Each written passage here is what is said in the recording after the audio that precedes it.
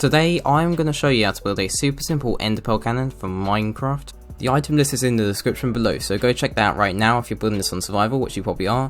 And if you want to go straight to the tutorial, then you can do by using the timestamps. Use the timestamps, go straight to the tutorial if you don't want to know how this works, because I know lots of people come here just to go straight to the tutorial, so you can do that right now. And if you want to listen to how this works, or a quick demo of like this working in a way, then you can carry on watching, because I'm going to show off like this machine and the way it works and stuff like that. So this is the ender pearl cannon right here, so it's quite simple. How this works is like an ender pearl stasis chamber. So I'm going to put my ender pearl in just to like showcase this. So I've got the door here to align myself properly, because I want to be perfectly aligned. And if I just align myself here, and then I'm going to move across in this direction a bit, and I just want to get to the center. Now if you want to, you can use your F3 menu to help you get to the center. So it doesn't have to be too accurate, but it should be, I think this should be perfectly fine. Doesn't have to be the most accurate, but I think that should be fine, as it kind of rounds down to 500. So if I right click, I'll find my pearl and get out of the way. So I didn't get out of the way quick enough, so I'll try that again. So I have to realign myself, so you do have to move out of the way quite quickly. So I think I'm realigned right now. Go down to the bottom and go across. So if I go back into my F3 menu, and I'll try and centralize myself. It's quite difficult. There we go, that's even better than last time. Now if you look over there, so it's facing, if you look at the facing section, I'll have an arrow pointing to that. It will show like 90.8. So I'm going to try and centralize that too. I think that would be a bit better. So there we go, that's perfect. Now I'm going to right click, move out the way really quickly, then come up the F3 menu. I'm going to wait a few seconds just for the pearl to stop jumping up and down. I'll just give it a few seconds and that should be fine. Then what I'm going to need to do is I'm going to go over here and press this button. TNT should start shooting out, and as you can see, the ender pearl is launched really high up. So this launcher can launch up to 550 blocks. I've tested it out a few times. Sometimes it can launch even further, quite rarely anyway, and sometimes a bit less as well. It's kind of annoying because ender pearls are kind of random when you throw them. So if you throw them into this chamber here, they're a bit random, and then when they're jumping up and down, they go up and down randomly, so it's kind of hard to get an accurate place. You can do it, but it's really difficult, and it takes up a lot of redstone. Now before I go on to explain how the other one works, because I've kind of showed you how it works in a way, but I haven't told you about the redstone and anything like that, and kind of showed you how that bit works. I'm going to show you a few prototypes which I came up with, and this is when testing with ender pearls. Now I kind of wanted to try and come up with an alignment system. But I did, but it kind of came up a bit complicated in a way, and I want to try and keep it as simple as possible. So this thing can actually align ender pearls. So I'm not going to show you in slow motion, because for some reason it's not working. It's quite hard, because the entity, there's like a problem with the software which I'm using. So if I go up here and I just aim here, there's a chance that it won't be aligned properly. As you can see, it aligned the ender pearl. I'll do it again. Sometimes it doesn't align it properly. But if you notice, the pistons go exactly at the same time as like the ender pearls there.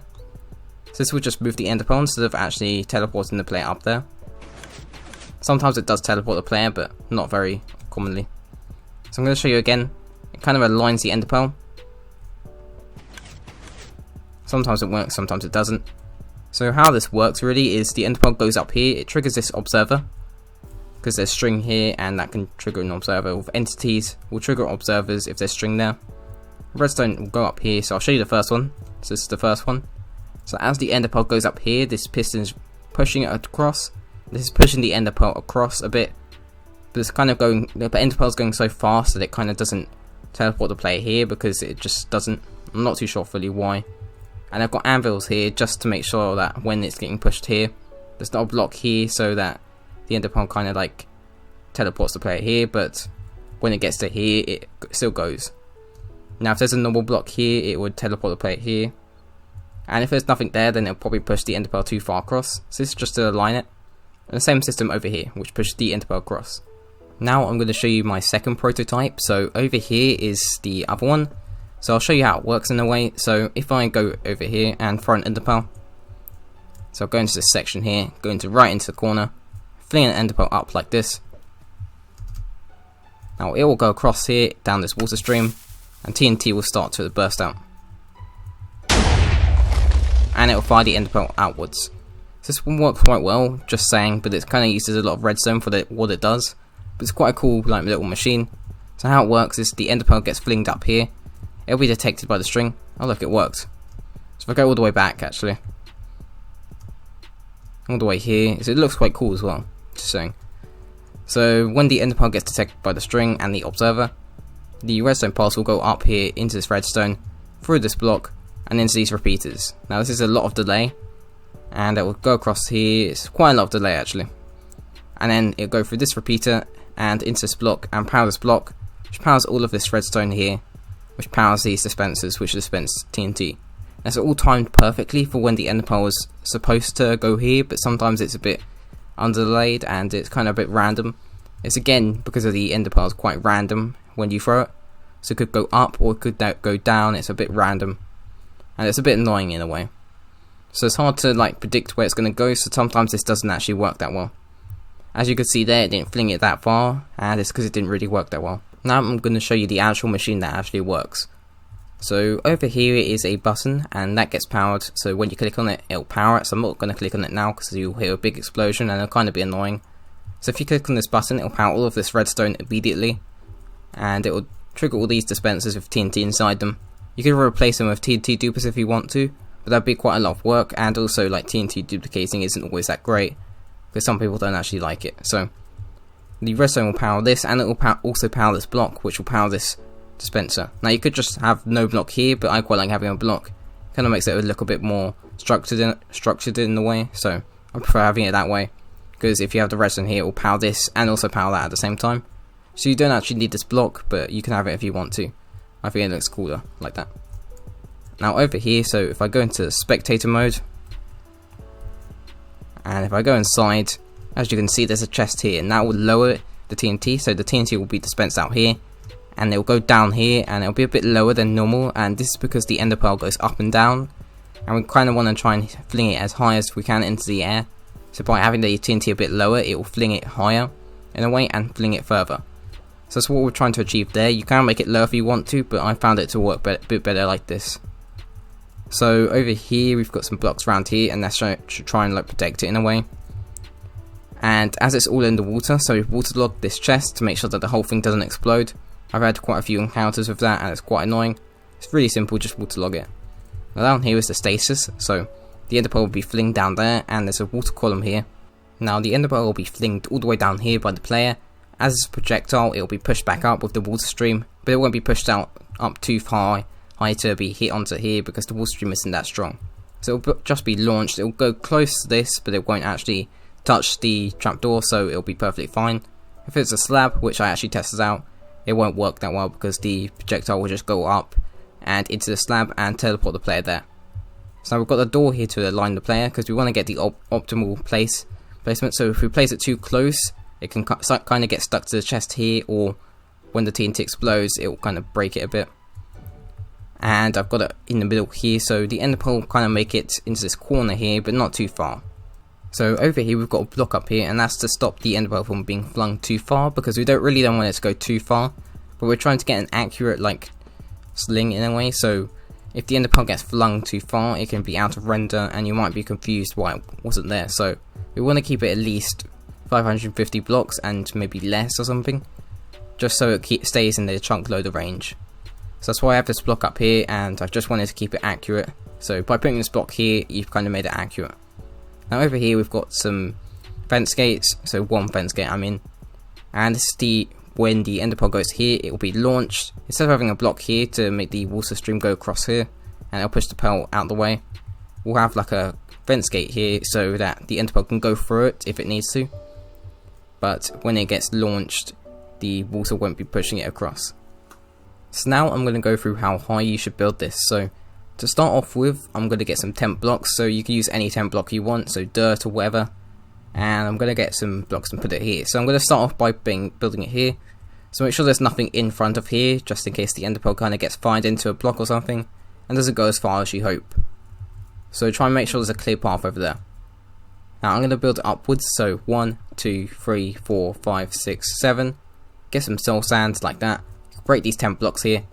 You need some more temp blocks, and I'm going to go 1, 2, 3, 4, 5, 6, 7, like that, and we're going to go across here, and we're going to go up like this to make the water stream.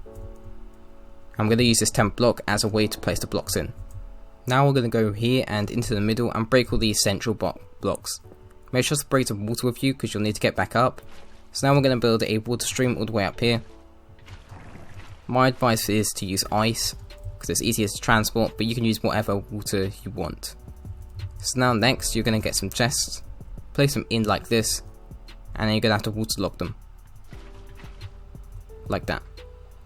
And then what you'll need to do is you need to place a block here and a block here, and then put some water here, and then get a fence gate, place it in like this, perfect. Now you're going to get some blocks, place them across here, like that, and like that, and then down here, one there. Now I'm going to need a door, and I'm going to place it in like this, so break this block and then place it again. We put the block there just to make it so it doesn't look a bit like a mess in a way. Now we're going to get a temp block, place it up there, then place a normal block here and here, like that. And then we're going to place some blocks around here. And you can fill this in as well if you want to make it look nice and neat. You don't have to if you don't want to. And just some blocks up here, not here, here. Now you're going to need some dispensers, so you can also use a TNT dupes if you want to, but you don't have to. I'm going to put some dispensers across here, like that, and here. So I'm going to put an extra block here. I'm going to go to the other side and just place some dispensers here. And here, and also here. Place a block here, and another dispenser here. Now I'm going to break a block here, place some blocks across here for the redstone, place some redstone like this, and like that, perfect. And then a button here. Now don't trigger this button if there's TNT in it right now, you want to kind of save it for now. Now what we're going to do is we're going to go here and place a block here and here. Don't do those ones yet because it will kind of help you to not. Then what you need to do is you need to place a block up here and a door here. Now you'll need a trapdoor and place it in like this, and this is to stop the water over here from draining into this here, and it will try to mess out the ender pearl and push it across, so we don't want that to happen. Now we're going to get some water, just going to put a water source here, like that, and some blocks on top of here because we're done with that. And that's your ender pearl cannon done. So you can add a block here if you want to, it will try and neaten it up a bit. I've already filled it up with TNT as well. I've kind of used the NPT tag thing to fill it up with TNT, so all of them are filled with TNT. If you want to, you don't have to fill it up completely with TNT, you can just do like maybe a stack in each one or stuff like that. Or a little bit less if you want to, it depends how much you're going to be using this. So just fill up as much as you want. Okay, so now I've turned up the render distance all the way up to 32 chunks, so you can see much more further, and also more chunks are being loaded. So this means that the ender pearl cannon will actually work a bit better, because all of these chunks are being loaded and everything like that. You can actually see really far away, because that's kind of like where the ender pearl should land. So this is just so that I can launch the ender pearl as far as possible. If I line myself over here, I'm going to showcase it working properly. Now I'm going to use this one because it's perfectly aligned with all the chunk loading. And I'm going to go my F3 menu. So I'm perfectly centered. Perfect like that, and that should be fine. It doesn't have to be too perfect. I'll come out of the F3 menu. Like that. The ender pearl is perfectly in place. Now I'll leave it for a few seconds. Like that, and it should be fine. Now I'm going to launch it. Now I'm going to go over here because there's a chunk border there. As you can see, it's launched really far away, so it might take a few seconds before it to land. Hopefully it's not too far off center. It's teleported, and I'm all the way over here, so that's quite far away. So that's kind of average for where I expected it to land. So this is around 600 blocks away, so it's really far away. So it's all the way over there, even though you can't see it in render at the moment. So if I fly all the way back, so you can kind of see the distance of this ender pearl cannon can shoot ender pearls, it's going to take quite a bit of time, so be prepared for that. As you can see, we can kind of see them over there. They look really cool. That one looks the best in my opinion. So over there you can see the two that we made. Now really close, and we're there. So this ender pearl cannon is quite strong and can fire really far. Now I've kind of force loaded a load of those chunks, so that's why I was able to shoot all the way over there. So you're going to have to build a bunch of chunk loaders, which is quite a lot of work. But it's worth it to get like a cool ender pearl cannon for your base. So I hope you enjoyed this video and found it useful. If you have any questions about this, or you want to suggest something, then join my Discord server and do it there. It's much easier for me to see it, and I'm probably less likely to see it in the YouTube comment section, because the YouTube comment section isn't that great for that sort of stuff. It's quite bad at notifying you when you get a notification and everything like that. So try and do it in Discord if you really can't like get your notifications seen or stuff like that, or your comments seen. So because Discord's probably the best place for like suggestions or queries. So if you want to, you can subscribe, but I really don't mind. Like, I do this for fun. This is quite fun to make, you know, and these concepts were quite interesting as well. So if you want to subscribe, you'll be notified when I upload, and you get to see all these videos, all these cool videos. So only do it if you find this sort of stuff interesting. And if you leave a like, that will be fully appreciated. Like, leaving a like is probably the best thing you can do, because that really helps a lot. It means it gets suggested more, which is perfect for me. And I'll see you in the next video if you're going to watch any more of my videos, and goodbye.